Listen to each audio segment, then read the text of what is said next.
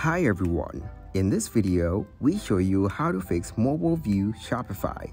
First of all, open up the Shopify official website. Once you get into your Shopify account, tap on Online Store from the navigation bar. Now click on three dots beside the Customize button. Choose to edit code from here. To change your mobile view, you need to go into theme.liquid. Then copy the relevant code from the Shopify Fix mobile view site. Now tap on the search bar or edit code. You need to search here for slideshow.liquid.